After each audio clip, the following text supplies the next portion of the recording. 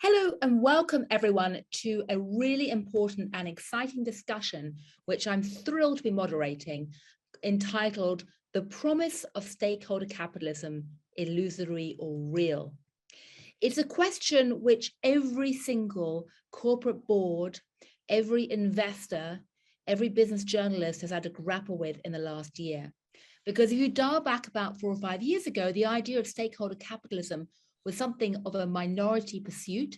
Only a small group of companies were really upholding it and championing it. There were mostly Danish pension funds and a few worthy Seattle-based cooperatives. Most companies were wedded to the idea of shareholder capitalism, as advanced by Milton Friedman 50 years ago. But in the last 2 or 3 years, as the idea of environmental, social, and governance has risen and spread across the world, the idea of stakeholder capitalism has really taken hold and is even been championed by the Business Roundtable in America. So the question we're going to talk about today is this real, or is it just a fig leaf? Is it just a bit of corporate spin or BS? Is it actually genuine in terms of what companies are doing? Or should we just discount it? And we have two of the best people in the field to talk to us about it with different views. On the one hand, we've got Edmans, Professor Edmans, who's a professor of finance at the London Business School and academic director of the Centre for Corporate Governance. He's the author of Grow the Pie, How Great Companies Deliver Both Purpose and Profit. So no prizes for guessing what side of the debate he's going to be on. And on the other side, we have Lucian Bebchuk, Professor Bebchuk, who's the James Barr Ames Professor of Law, Economics and Finance and Director of the Program on Corporate Governance at Harvard Law School. He's also co-author of, quotes, The Illusory Promise of Corporate Governance, and quite a lot of other articles, many other esteemed articles as well. Once again, he thinks what it says on the tin, we know where he stands too. So we're going to have this debate, which has been essentially co-hosted by the Financial Times, by Harvard Law School and by the London Business School collectively, and try and thrash out some of the key issues. We have a vast number of people watching today, which indicates just how important this issue is and how highly esteemed both of our speakers are. And we're going to be discussing this with what could be called very loosely an Oxford-style debate, named after Oxford University, which is not co-hosting this event today, but is still, their tentacles run deep. And the way it works is that each of our speakers are going to speak for 12 minutes, laying out their views. We're then going to have comments from each of them, basically commenting or disagreeing with what the others have said. I will then raise some questions and then bring in you, the audience, to ask your questions to both of you. So start sending in those questions as soon as you want. We're going to scoop them up and I'll be putting them into the conversation later on. But I hope it's going to be a very interesting discussion. I'm looking forward to it. These really are two of the lions, the titans in this field in terms of their views on the issues. And I look forward to seeing who you think has won. Starting with you, Professor Bebchuk, stakeholder capitalism, is it just an illusion? On the question for today, whether the promise of stakeholder capitalism is real or illusory, I shall argue for the view, as Gillian said, that it is largely illusory. This is my overview will be based on several articles. 3 of them are already available on SSRN. One of them, which we are just completing, but I will discuss, will be coming out, will be made publicly available soon. Now, I start from the view that it is very important, essential, needed to have capitalism that works for stakeholders. So I share the rising concerns about corporate effects on stakeholders, employees, consumers, the icebergs, etc., etc. And one current focus is on effects on climate change, and I'll be returning to this example. One prominent supporter of stakeholder capitalism, Rebecca Henderson, referred last year in the title of her book to capitalism having to adjust to, quote unquote, a world on fire. And while I disagree with her as to what should be done, I agree with her, and my starting point is that we are confronting a world on fire, which explains in part the significant interest in the subject. Now, to secure such an inclusive capitalism, in my view, it would be best to adopt laws, regulations, and policies outside companies that would, from the outside, constrain and incentivize companies. The appeal that stakeholder capitalism has for many, because it relies on private ordering, it seeks to harness private companies which have been so successful in many areas to address corporate externalities. But as you know, in my view, this appeal is illusory. And let me explain why this applies to the two main versions of stakeholderism.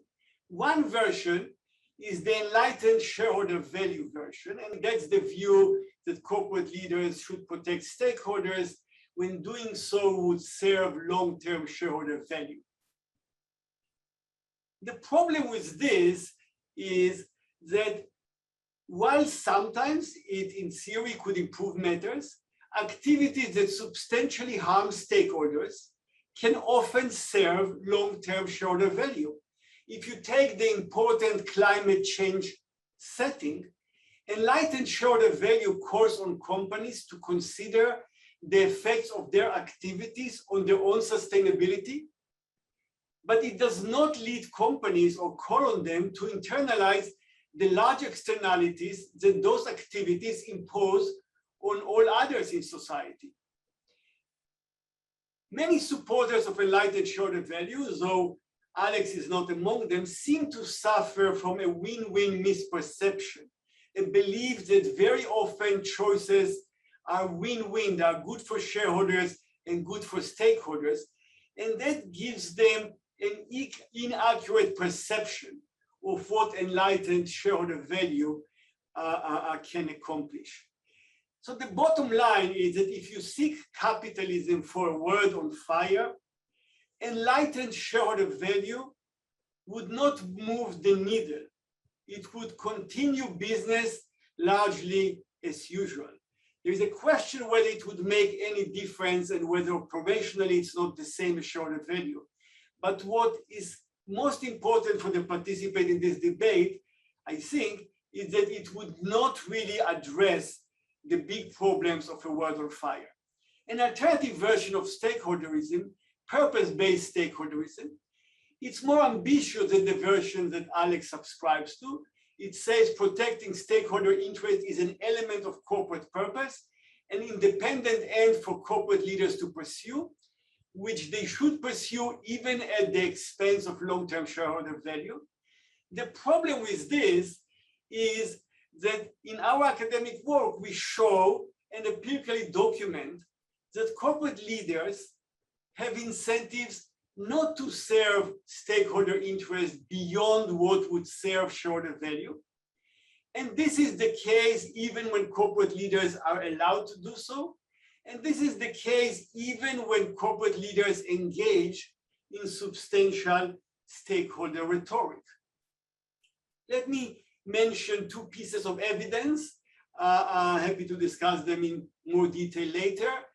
So I talked about this alternative version, and I said that even the more ambitious version, purpose-based stakeholderism, is practically, because of the fundamental problem of incentives, it's not going to produce the contemplated benefits.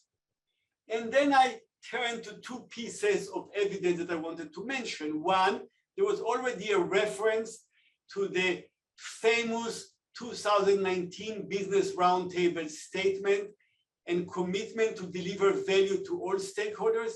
It was portrayed as historic, quote unquote, watershed, seismic, historic, dramatic. But we have a study in which we examined in detail what actually happened in companies joining the statements in the 2 years subsequent to the statement, and we document that the statement was mostly for show.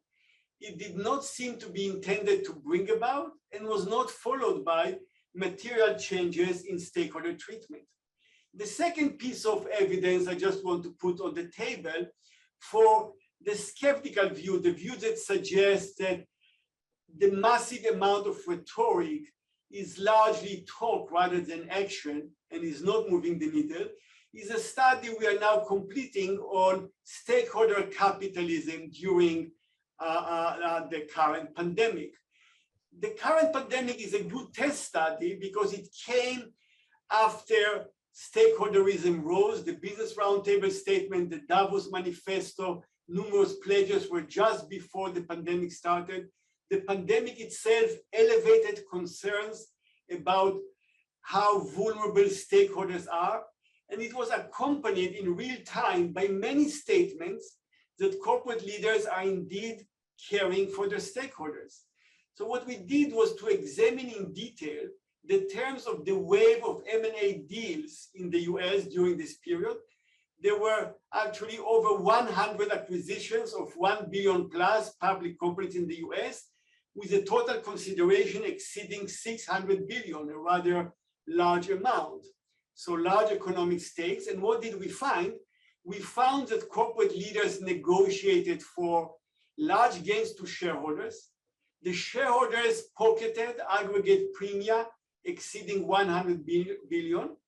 And also the deal agreement hardwired substantial gains to the private interest of corporate leaders themselves.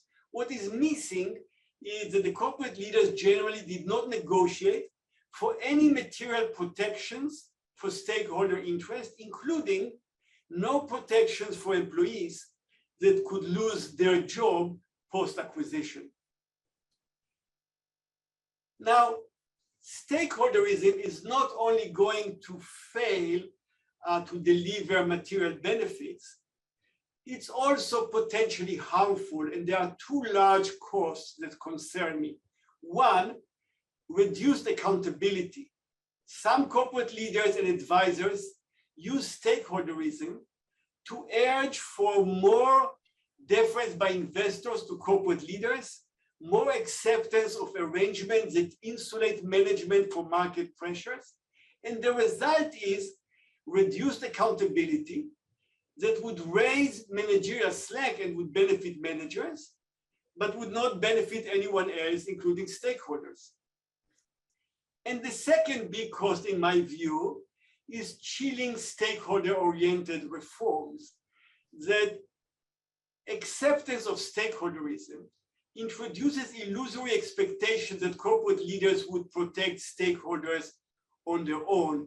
And this could substantially chill or impede efforts to obtain regulatory reforms. In the case of climate change, right now, when you look at a country like the US that doesn't have yet significant carbon tax, still, people in the public, they read in the newspapers constantly news that suggests that stuff is happening, that there is a lot of action on the corporate side, on the investor side. And that gives them an undesirable illusion that the situation is not alarming as it might be. And therefore, hopes that corporate leaders would on their own protect the iceberg might impede or delay the real reforms that we need and are thus dangerous for the icebergs themselves. What should we do now then? For people who are concerned that we are facing, quote unquote, a world on fire, either because of climate change or the other severe effects on stakeholders, we should recognize that stakeholder governance might have some effects on the margin, but it's not going to move the needle in the big way that we need. They should focus on legal changes and policies that from the outside would constrain and incentivize companies.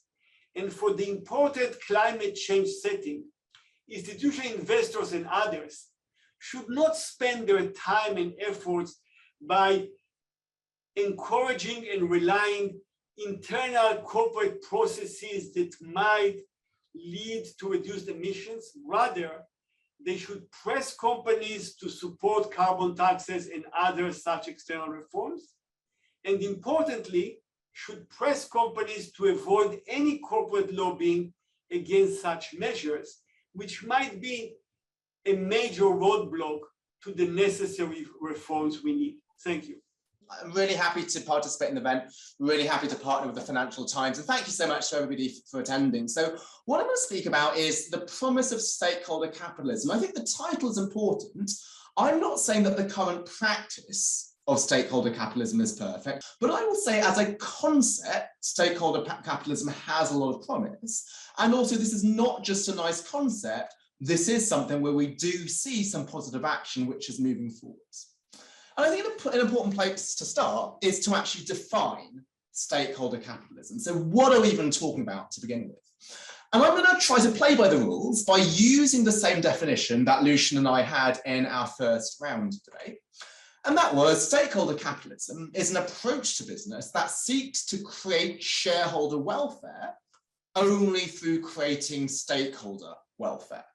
So let me just pick apart that definition. So absolutely, we agree that it's important to create stakeholder welfare, but shareholders matter as well. Right? Shareholders include pension funds, they include us saving for retirement, they include our university endowments. So any model of stakeholder capitalism must take stakeholders seriously, but also must deliver returns to investors. And some of you will have seen this framework. If we think about the value that a company creates as being given by a pie, stakeholder capitalism is not redistributing the pie away from shareholders to stakeholders, right? Because profits play a key role in society. It's again trying to grow the pie so that both shareholders and stakeholders are benefiting. Now you might think, well, with this definition, what really then is stakeholder capitalism? Is this any different from shareholder capitalism? And my last comment might seem a bit bizarre because, as Gillian said, Milton Friedman's idea of focusing on just profits seems to be confined to the history books. But I will say, Milton Friedman's idea is actually somewhat more nuanced than what people would argue. And indeed, I wrote about this in a recent article that actually Milton Friedman does have some commonalities with stakeholder capitalism. Why does he argue that a company should just focus on profits? Well, at least if you define the profits as long-term profits, the only way you can be profitable in the long term is if you take stakeholders seriously. So you might say Milton Friedman would also argue for growing the pie because that's a way to improve profits. But what I'll argue is there's two fundamental differences between shareholder capitalism and stakeholder capitalism. The first is that even though shareholder welfare and shareholder value is important in stakeholder capitalism, that's not something that you can maximize instrumentally. What do I mean by this? Well, what Milton Friedman would argue is, well, if we're going to decide to make an investment, let's do a net present value calculation. If I'm to build a factory, how many widgets can I produce? How much can I sell them for? Let's put that into a spreadsheet. Now that works with a factory, but it doesn't work with investing in stakeholders. So if I choose to give my employees more parental leave or meaningful work and skills development, how can I calculate how much more money I'm going to make and how much more productive they will be? There's no way I can calculate that. So the whole power of stakeholder capitalism is if you do things for intrinsic reasons, because we think that that's the right thing to do, then ultimately, many of these things will ultimately bounce back and improve shareholder value, even if that was not the intention at the outset. So creating value for society, in many cases, ultimately does lead to the company being more successful, and that's part of my research and the research of some other scholars, including some on this audience. But the second important thing to notice is that you don't always have win-wins. Sometimes there might be things that you do for wider society which are pure externalities and don't come back to affect shareholders. But the important thing to note, and was most recently emphasized by Luigi Zingalis and Oliver Hart, is that shareholder welfare is more than just shareholder value. Well, if you're a pension fund, you don't just care about the incomes your pensions will have in retirement, What you'll care about is the planet 2 degrees warmer, because that will affect your living standards when you retire. Now, if shareholders care for more than just profits, they care about externalities, one other approach, and I think Lucian will come to this, is, well, why don't we just have regulation? Right, regulation, let's have a carbon tax. That is a way, that's a much better way to address these externalities than shareholders or companies saying, let's now serve wider society. And absolutely, as I'm going to explain later, I do think government intervention and taxation is really important. But we need to recognize that actually there's many things that you cannot regulate. Regulation works for something which is measurable, like carbon emissions, like minimum wages, but regulation does not work for things such as corporate culture, how you treat your employees and so forth. And so what we've seen is many companies go above and beyond in terms of their treatment of stakeholders. We've seen many investors engage and encourage companies to go far more than just what's required by the law. And that's something which is not only good for long-term profits, but it's also good for shareholder welfare more generally, because shareholders are affected by externalities such as climate change. So the whole point of emphasizing this is that some people will say, well, actually, stakeholder capitalism is never going to work until we completely change the law to get rid of shareholder primacy. But what I'm trying to stress here is that stakeholder capitalism can be fully consistent with a world in which we still have shareholder primacy, as long as it's long-term shareholder welfare which is being maximized. So, if I believe that stakeholder capitalism is not a complete change of corporate law to make shareholders secondary, what do I think it involves? I say it involves 5 things. And now when I mention these 5 things, you might think, well, these are not radical things, but in fact, there are actually will be effective things. It might not be that the most radical solution is the most important. And also these things we do see happening. Now, some of them are behind the scenes. So that's why in academic research, we haven't yet documented them. But these are things that we do see taking place. So the first is for a company to define its purpose beyond just shareholder value.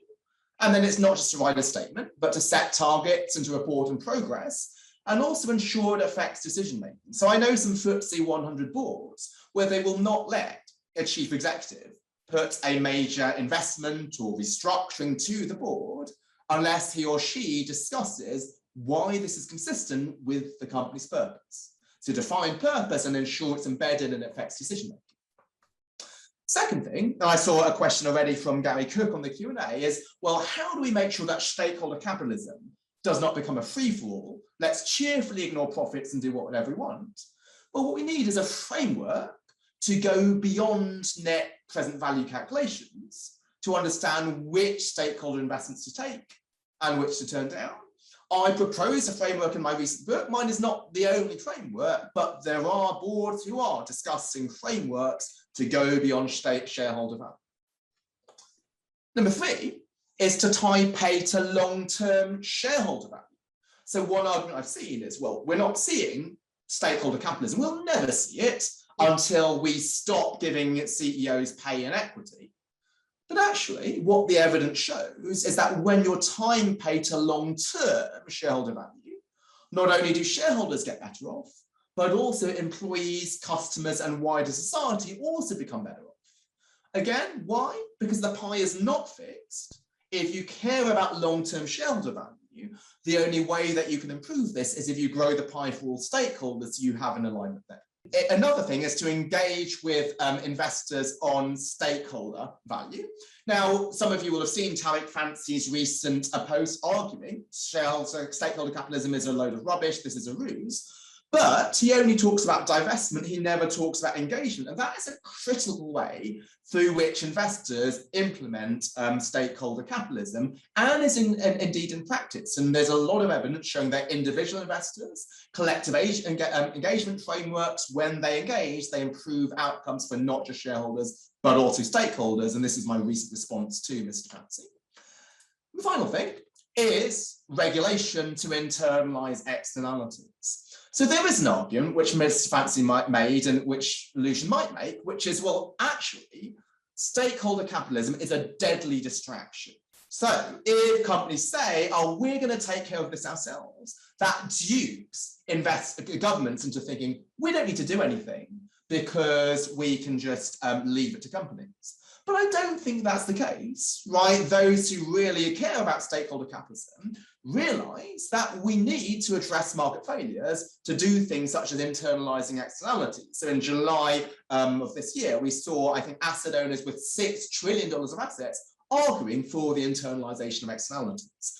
But as I said earlier, we can't just rely on that because there's many things that can't be regulated, and that's where executives and investors need to take active action.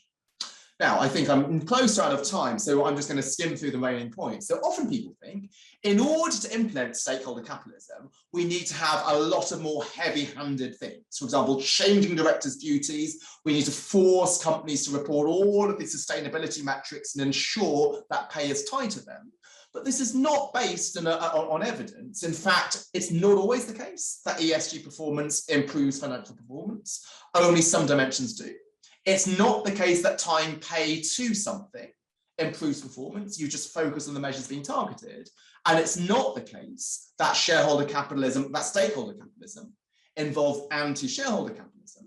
The pie is not fixed. And if you actually protect management from shareholder oversight, then evidence shows that actually it's not just shareholders who lose, but also stakeholders, because companies become less productive and less innovative. So in conclusion, radical problems, which we indeed face, they don't require radical solutions. So I believe Lucian in his writings have previously said, we haven't seen these major shifts in directors' duties. But we don't need that. We need effective solutions. And I think to truly practice and fulfill the promise of stakeholder capitalism, we need more haste, less speed, as per the tortoise and the hare. Okay, Professor Edmans, you have 2 minutes to tell Professor Bebchuk why he is totally wrong.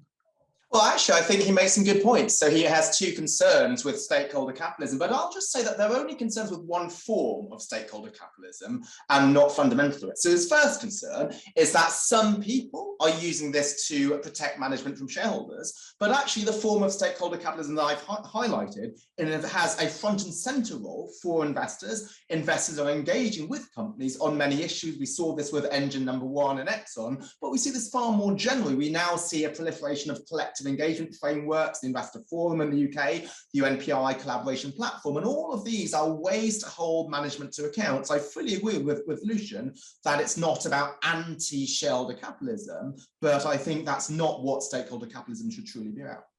His second concern was it's going to chill the reforms by stopping regulators from intervening. I actually don't agree with this, because regulators will regulate with what the public appetite is. So it's known as the Overton window. If indeed investors are taking action, then it's going to make regulators more likely to go with the grain of that. So I was actually off by a factor of 2. It was investors overseeing 14 trillion rather than 7 trillion who are calling for carbon taxes. But I absolutely agree that we need regulation, but I do believe the true stakeholder capitalists are asking for that. My one question back to Lucian was, he presented his new research on coronavirus M&A deals and shows that they are not actually helping stakeholders.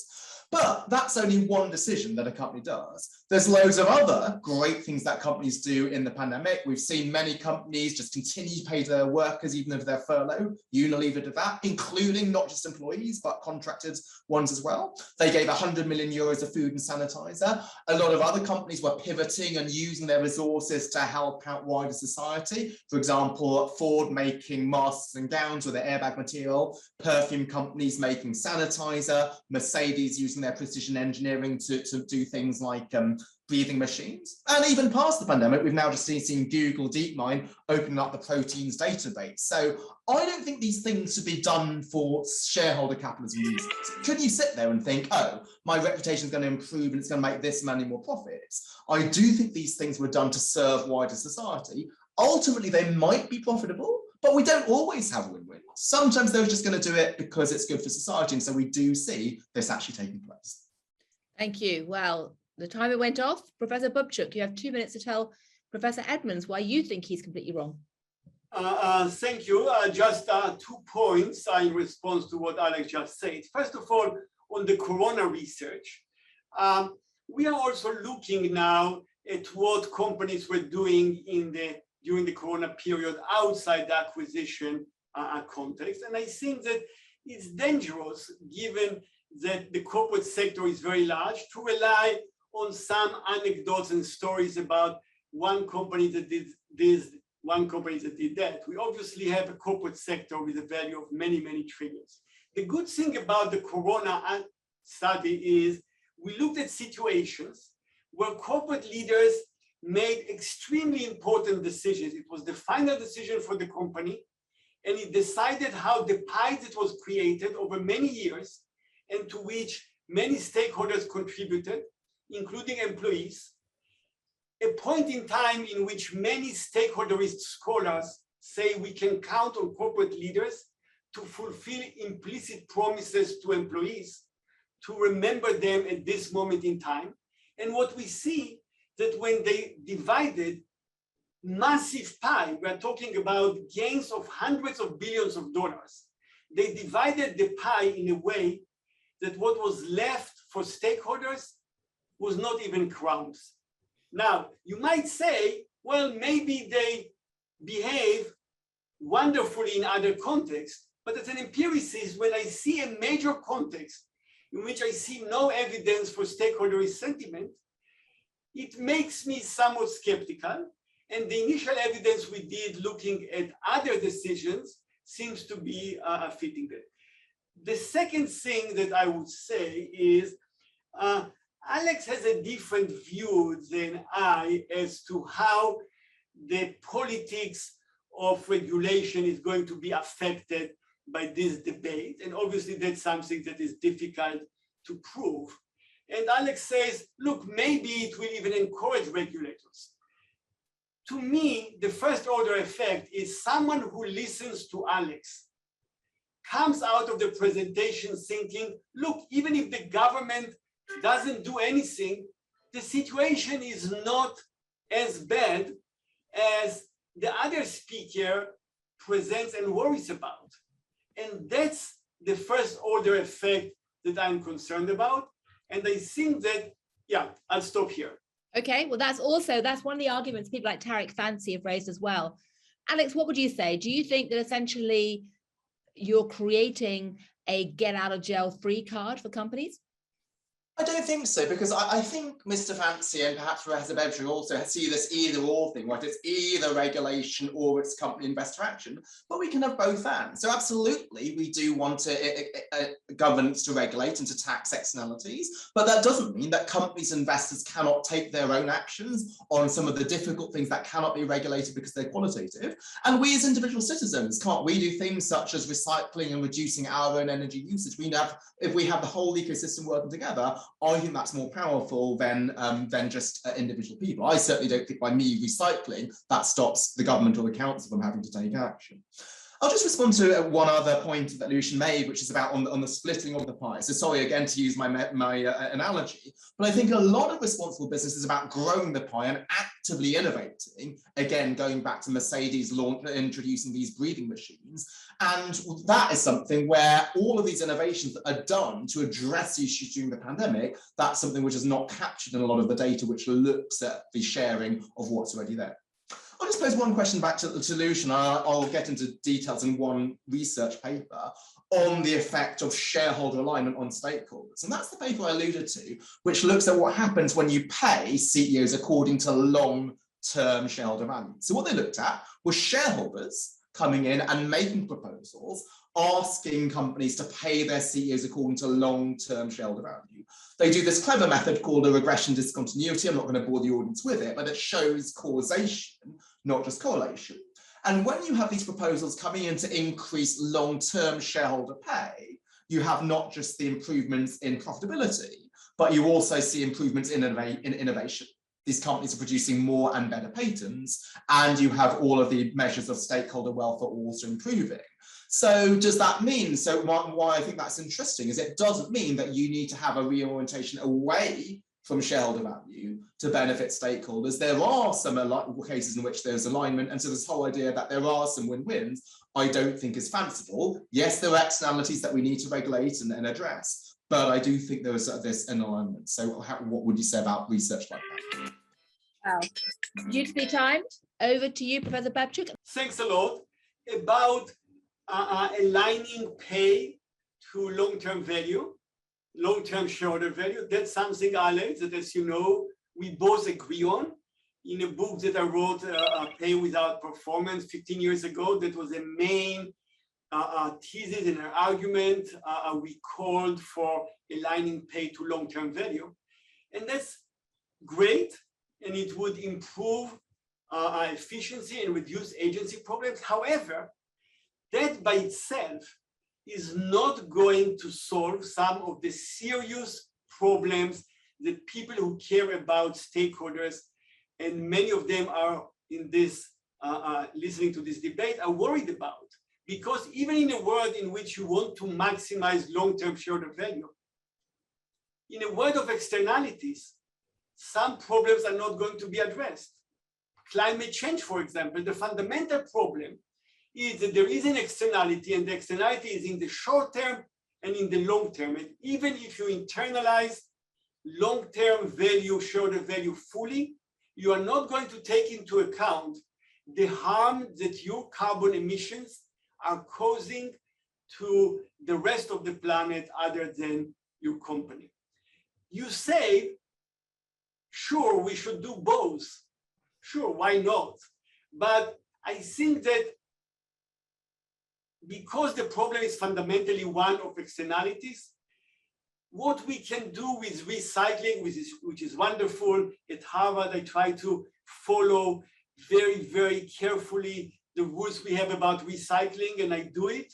But it seems to me that, and I think most people would agree, that if we just have that, if we don't have carbon taxes, if we just rely on companies on this or that margin to behave in a nice way, we are facing a massive and big problem.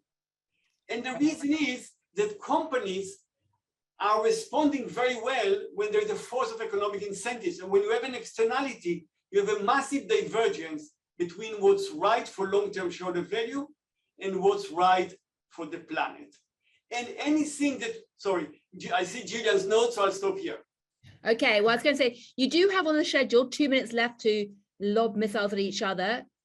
Professor Edmans, do you want to ask any more questions, or Professor Bebchuk, vice versa? I won't ask something, but I'll just respond to that last point. I fully agree that we need carbon taxes, but I'd say that's absolutely a part of stakeholder capitalism.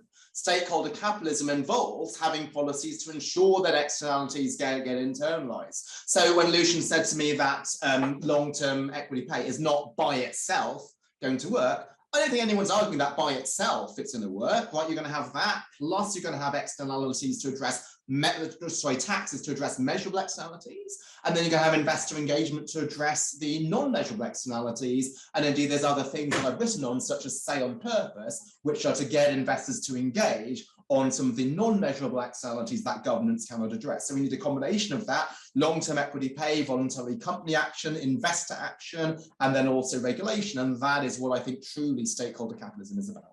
Well, you've got 1 minute 23, 1 minute 22 seconds left if you want to add anything else. If not, back to Professor Bebchuk. Thanks, Gillian. A couple of comments. One is, Alex, once you say that a major part of what we need to do, just in the context of the climate crisis, we need to have carbon tax. You know, with respect to employment, maybe we need labor protection regulations and so forth. But if we focus on climate for a moment, if you say carbon tax is stakeholder capitalism, then sure. But, you know, carbon tax would do its magic even in Milton Friedman world, even if you had a world in which shareholders and corporate leaders were as greedily focused on narrow profit maximization. If you have carbon taxes and subsidies and they are set appropriately, things would work. So I think that the idea of stakeholder capitalism is to say, without creating this system from the outside, we can just use the discretion that players within the corporate governance system itself have to move us to the right direction instead of regulation. And the second comment that I would like to suggest is, I think that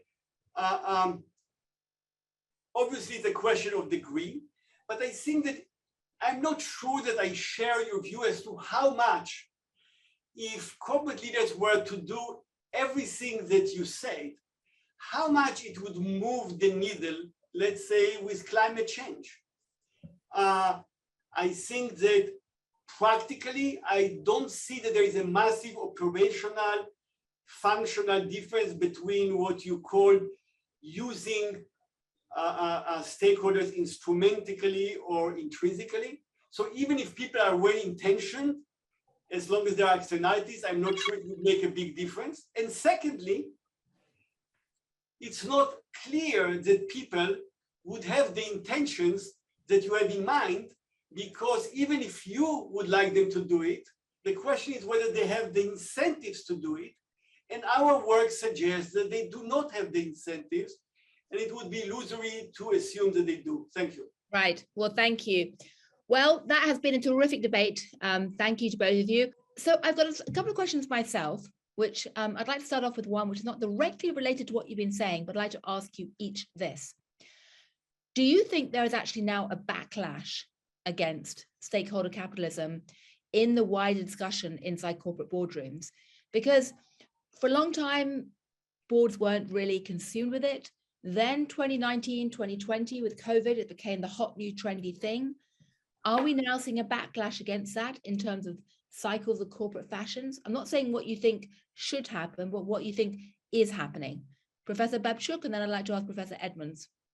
Do you have in mind backlash inside boardrooms or backlash outside companies vis-a-vis those efforts? Well, both in a way. I was wondering whether ESG is falling out of favor as a sort of trendy term.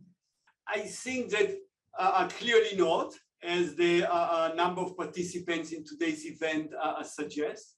I think that there is some backlash in the form of there is skepticism as to whether this rhetoric is matched by actions. To me, for the reasons I explained, this backlash is desirable, is warranted, and it is less than we should have. And what I was trying to do today is to convince more people to be skeptical and to look for whether rhetoric is matched by actions. Alex, are your ideas falling out of favor? I think there is a backlash, and I think the backlash is always welcome. I think any idea should be challenged. I think I learn a lot from Lucian, I learn a lot from Mr. Fancy.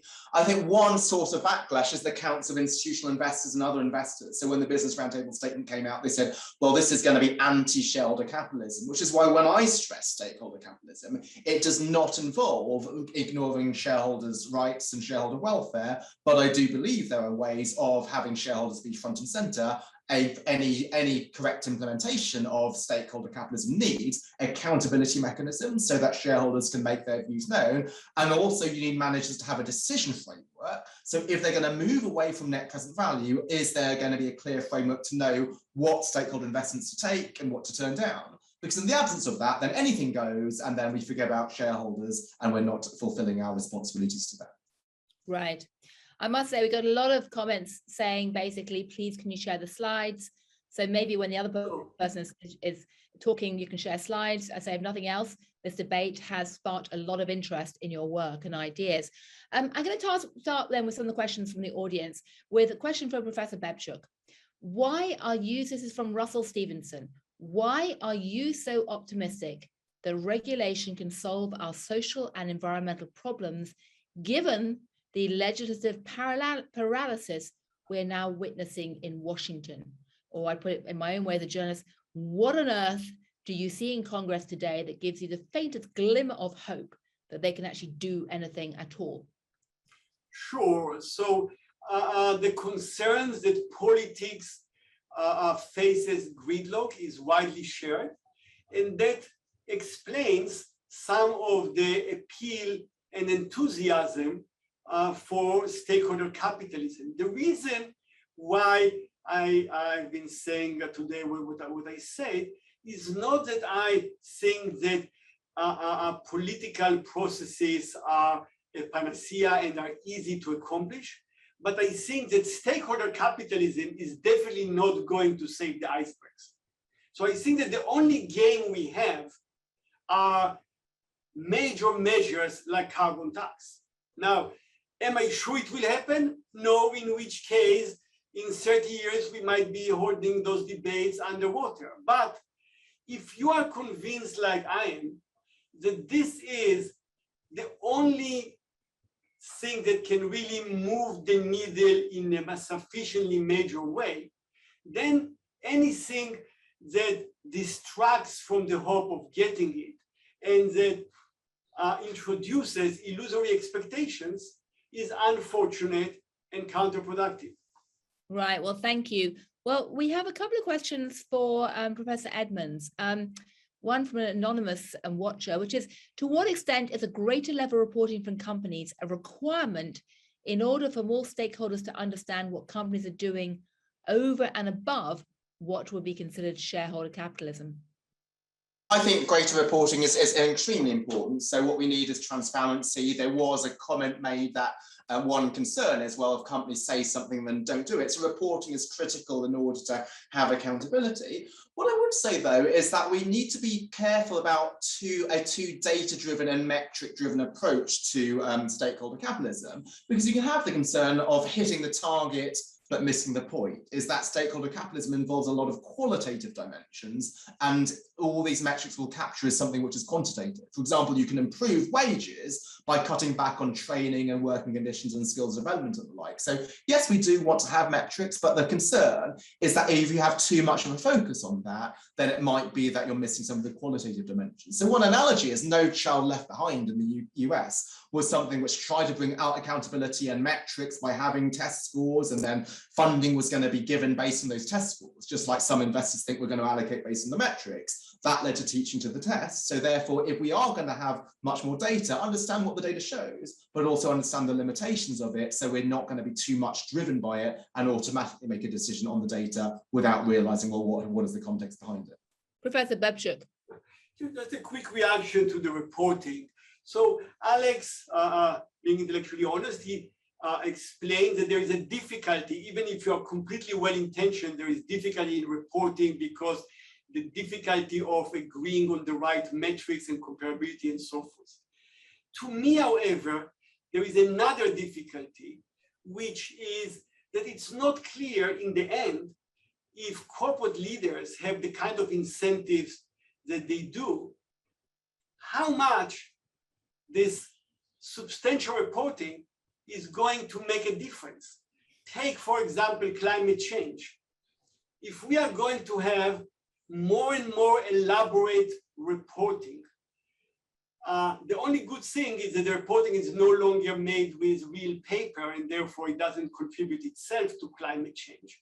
It's done with electronic copies, but it's far from clear that if we have more and more reporting, that would really lead, when there is no internalization in a big way of externalities, that would move us to solving climate change. What it would lead, it would just lead to an expansion of an industry that we now have of corporate advisors and practitioners that generate a very substantial amount of reporting, rhetoric, and talk.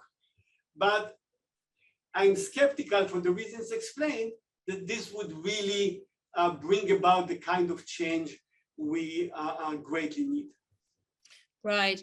Well, there's a related question from Hans de Ruiter, who asks, Alex mentioned investor engagement as an important instrument in stakeholder capitalism, but studies on the efficacy of institutional investor engagement are mixed at best and do not clearly show that it fosters long-term stakeholder management.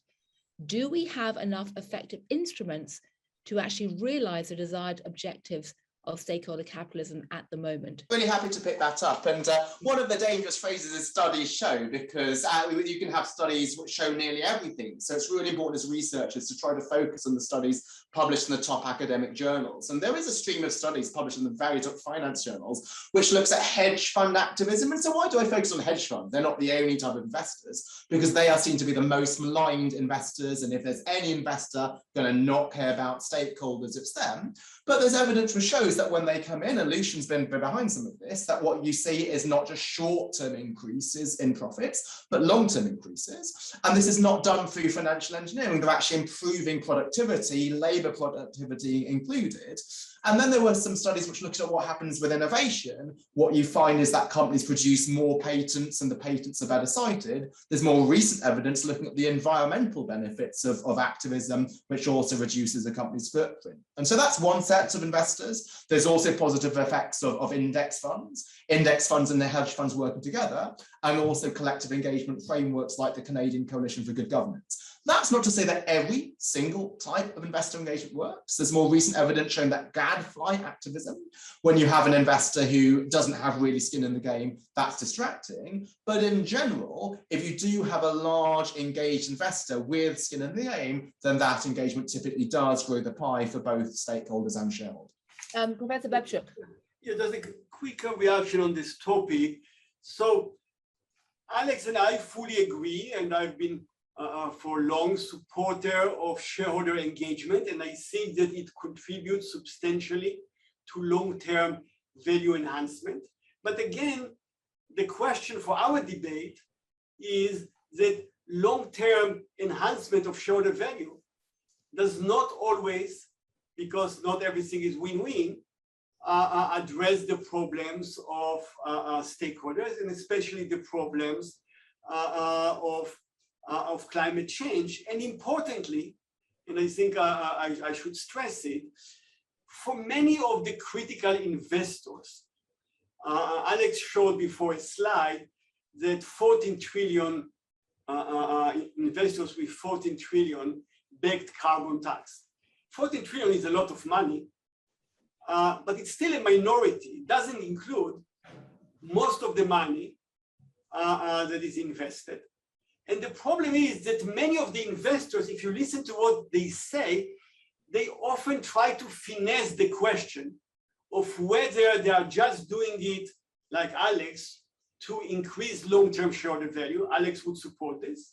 Or whether they would be willing to push companies beyond the point of long-term shareholder value maximization and, let's say, save the planet to some extent, even at the expense of long-term shareholder value. And as long as we don't do some of that, I personally, and I think many of our listeners are and should be worried.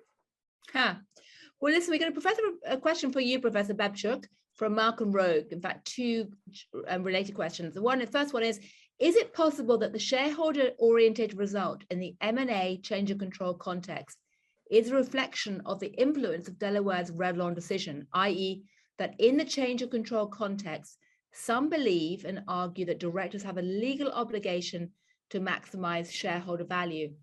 And there's also a related question from Tim Tesdorf that says, regarding companies' COVID-19 responses that you mentioned, there's an interesting behavior that could also be observed amongst Germany's DAX 30 firms, which is that Germany companies take on coronavirus state aid, yet still plan on paying billions in dividends, which shows that once again, the overall priority lays on shareholder interests, not stakeholder interests, even in a country that's perceived to be stakeholder orientated.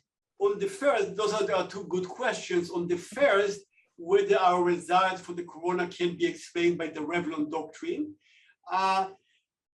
that's something that we considered. It cannot explain those results because we still get those results when, one, we looked at companies that are governed by state law other than Delaware, in particular states that have statutes that exclude Revlon. And secondly, we also have a significant number of targets that are not governed by Revlon because those are mergers of equals, sorry for the technical term, and they are paid, the consideration is paid in stock, and therefore it's not governed by Revlon, and we still get the same pattern. And lastly, because even companies that are governed by Revlon, because the managers here provide the buyer with so-called deal protection clauses that benefit the buyer, they still have some bargaining power to get something for employees that would not be challenged. And still this doesn't happen. What is striking about the findings that we have is that they are not mixed, that there is just universal disregard of stakeholder interest. The point about Germany, I haven't studied this context, so I can't comment. Looking at other contexts, I'm kind of sympathetic and kind of skeptical whether we will find a stakeholder-oriented behavior, but there I don't have something directly useful to add. Right. Well, we have an interesting question. I mean, there's really terrific questions coming in for Professor Edmans, saying that California in 2006 codified and extended directors' duties to include wider stakeholders. So do we need to extend these legislative provisions further to accommodate the framework that you've written about? What are the other mechanisms that you can use to try and do this? And in relation to that, we've also had people asking, what do people think about the idea of B Corps and other types of benefit corporation legal status mechanisms to give stakeholders direct accountability mechanisms? Is that the answer? Yeah, these are really good questions. And so I think we start with, well, what is the problem to begin with? Does the law, as it currently stands, prevent stakeholder capitalism? And I would say it does not. So this is a legal issue. So this is not my expertise. So I've consulted with legal scholars and legal practitioners. Within the UK, for example, the duties of the directors are to the company. Now, then it says for the benefit of the members as a whole, and the members are shareholders, but legal practitioners tell me the benefit need not include financial benefit. It can include non-financial benefit. So this goes back to the idea that shareholder welfare is beyond shareholder value. If shareholders are willing for you to sacrifice some profits to make the planet 2 degrees warmer, you can indeed do this. And that's why we've seen all of the great things that companies have done in the pandemic, before the pandemic, and so on, to serve wider society. None of this has been illegal. That's all been permissible within the law. Now, can the law do better by changing directors' duties to have an explicit stakeholder requirement? I'm not sure that it can. So there was a great paper by Jill Fish and David F. Solomon, who are legal scholars. And what they said is it's actually difficult to implement, considering stakeholders' interests, because there are trade-offs, right? So if you're a fossil fuel company, you shut down a polluting plant, that's good for the environment, that's bad for workers. Does that benefit stakeholders? You don't know. And it could be that you still consider stakeholder interests, but you still make the decision because other things outweigh it. So I could take a decision which leads to some redundancies. I still consider the fact that people are going to be made redundant, but this was outweighed by the fact that this was necessary for all of those other reasons. So it's not actually clear that this can be legislated, which is why my approach is quite different. Right, so let's tax the things that we can tax, but it's not just carbon tax. It's beyond that. There are things that you cannot touch with taxes because they're not measurable, and that's why voluntary action by companies and investors is really important to address those issues. Right. That question about California came from Nicholas Ivory. I'm going to come, and the question about the B Corps came from Fiona Burgess and Fabio Bonillo. But we've had several questions about B Corps. So I'd love to ask Professor Bebchuk what you think about B Corps, and weigh in on California if you want. Yeah, happy to talk both about California and about B Corp, because to me they are the same question. I have a bit of legal expertise, and even despite that, I don't think that there is so much potential for getting results in this area by changing the language of director duties, which is something Europe is now considering, California already did. Obviously, legal scholars spend a lot of time on this, but the reality of this is that no matter what the wording is, given other aspects of the legal system, namely the judicial deference to board decision-making, practically, whether or not you do the duties in one way or another, the board has a lot of discretion, and therefore the question is, and it's going to have a discretion under the old rules, if we have a permission to take stakeholders into account, if we have a duty to take stakeholder into account, in all those cases, they will have a discretion. And the fundamental question is, how are they going to use the discretion?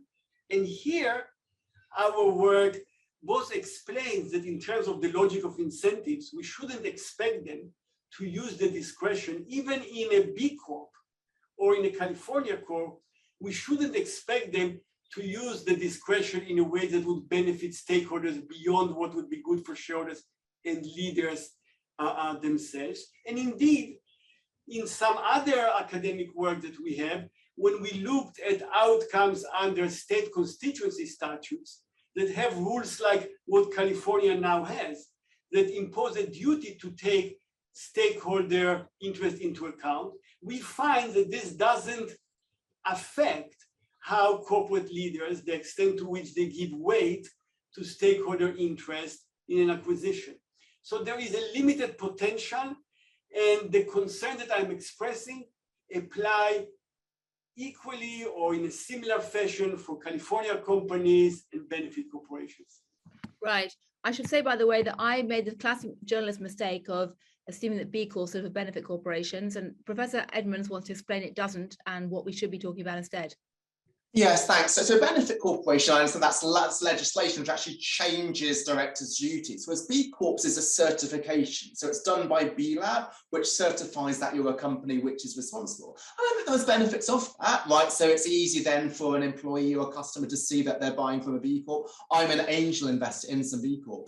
But again, just like my comment on data earlier, that can sometimes be seen as a panacea. So one of the key challenges with ESG data is there's a lot of disagreement as to, well, which companies are responsible, and this is why the rating agencies differ. And so one concern is that actually B Lab could give you that certification, or maybe they don't give you the certification, but you could still be responsible, you just don't fit that certification framework. So I think they do add value, but I don't think it's the case that you're not truly responsible unless you're a B Corp. There might be companies who are able to get on with being responsible and they don't feel the need to fit a particular framework. So it has value, but it's not something which is a panacea. And if you're not a B Corp, that doesn't mean that you're not responsible. We're still getting lots of questions from people saying, please, can we see the papers and the slides? So voracious interest in both of what you've been doing. But before that, a question from Eli Buckspan, which is a question to Professor Bebchuk. Can we view the current trends in the oversight care mark duties in cases like the recent Boeing case as a missing link that legally internalizes and integrates shareholder interest into traditional fiduciary duties and directors' discretion? I think that here both Alex and I would share the view that we cannot really expect the world to improve from judicial intervention. What Ellie mentioned is that in some limited special circumstances, you might imagine a Delaware court to intervene, and that would be when the paper record would show that the directors were utterly negligent in not overseeing something. But the big problems that we have in our world are not from situations in which we can identify a smoking gun and a terrible paper record. Is from companies that would be making, in the ordinary course of events, decisions that are informed, but those are decisions that might serve shareholder value, but might affect stakeholders and perhaps the icebergs that we focus on today in ways that are socially pernicious.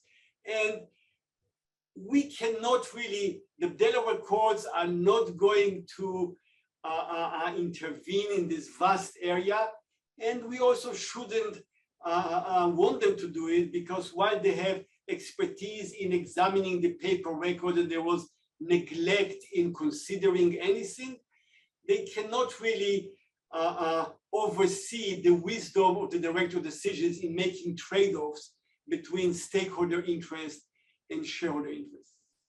Right. One other quick question, and then I'm going to ask you both for 2 minutes worth of closing statements. But Alex, we have to come to the question which is currently convulsing Silicon Valley and Washington, if not London and Brussels, which is, What about Facebook? Is this a stakeholder capitalism case study in the making? I'm not sure what the question means by is it a case study, but I think with Facebook, there's a lot of challenges there. So there are many positives that it has and also some negatives. So we actually looked at Facebook quite carefully in Royal London, which is an investment committee that I serve on. I'm not giving away any confidential information here, but there's some positives in terms of it connects a lot of people, but there's negatives in that if this leads to misinformation, if they're not fair on taxes and so on, then this is something which is going to detract from society. I don't know what it really means by is it a case study in the making. It's certainly interesting to look at, is there something which is serving society or not serving society? Just like many companies, there's some positives and negatives, but I'm not sure what Facebook means in terms of the debate as to whether stakeholder capitalism is illusory or real. Right. Well, certainly if you post your speeches and your papers and your slides on Facebook right now, you're going to get a lot of hits of interest, but you each have a minute or two to sum up what you want to say as closing comments, and then we're going to have to wrap, unfortunately. I think that people who think about this should think about where they fall within those two general camps. One camp is what I call, using Rebecca Henderson's language, the camp that thinks the world is on fire and we have major problems that we need to address. And the camp that thinks we have been working on corporate governance for a long time and we have made some improvement in addressing agency problems and in maximizing shareholder value, and we can continue to do that. I think that for the camp that thinks we have big social problems that we need to address, and especially it seems that climate change is now in the minds of many people, I think that for them, the proposals that come from trying to tell managers that it might be in their interest to take stakeholder interest more effectively into account. It's not, I personally think, but that's a matter for debating another day. I think that operation is not going to make any significant difference, but even if it were to make a difference, it would not make a difference that would be in any way big enough to address the concerns of the people who are worried about climate change, who are worried about rising inequality, who are worried about, Gillian brought in Facebook, and Facebook stands to the problems in markets and the rising concentration. I was using climate change before because I think many people have an intuition that private players left to their own are not going to move us to the right place with respect to climate change. I think the same is also with respect to rising industrial concentration. I think most people would have the intuition that we see it happening, growing market power, but private ordering on its own is not going to address this problem. Thanks a lot. Thank you. All right, Professor Edmans, you have 2 minutes or less to quickly give us your last thoughts, and then I'll wrap. So I think Lucian makes a lot of good points, but I'm saying that they're not actually at the heart of stakeholder capitalism. So to do this, let me give an analogy. Let's say your doctor comes to you and says, you are going to die in a couple of years if you don't live more healthily. This is urgent, just like the warming planet is urgent. Then you say to your doctor, oh my goodness, I'm going to then start to quit smoking and quit drinking. And then the doctor says, well, no, you can't just do that. You also need to do healthy eating and do exercise. But then you say, well, I haven't finished, right? I'm not just going to stop drinking and stop smoking. I'm going to do all of these things. And the doctor there is a bit like Professor Bebchuk. He says, well, actually, you can't just do companies having nice statements. You also need to regulate. But that is part of stakeholder capitalism. Just like healthy living does not just involve quitting smoking, quitting drinking, but it also involves eating healthily and also exercising. The fact that you also need to exercise to live more healthily does not reduce the fact that quitting smoking and quitting drinking are also really important. So, yes, carbon taxes are important. Lucian said, well, carbon taxes will be done even under Friedman. That is true. But carbon taxes cannot address issues that cannot be regulated because they're qualitative. And that's why my overall package of solutions, which I think is what stakeholder capitalism is about government intervention on the things that can be regulated, company action and investor action on the things that are more qualitative, mechanisms to ensure accountability towards shareholders, mechanisms to ensure long-term incentives. And I think this large package of solutions is important. I agree with Lucian that the problems we have are massive. Given that there are massive problems, we need a gamut of solutions. And I think we need to try to expand the possibility of solutions that we need rather than just focusing on a couple. And that is the true promise of stakeholder capitalism. Well, that is fascinating. And I'd like to say a huge thank you on behalf of the Financial Times, of everyone watching, on behalf of London Business School and Harvard for organizing this and really elucidating this incredibly important debate. We had one debate last year, which was pretty fiery and pretty passionate and really laid the ground for today's debate. And we had so much to talk about last year that that's why we had a rematch.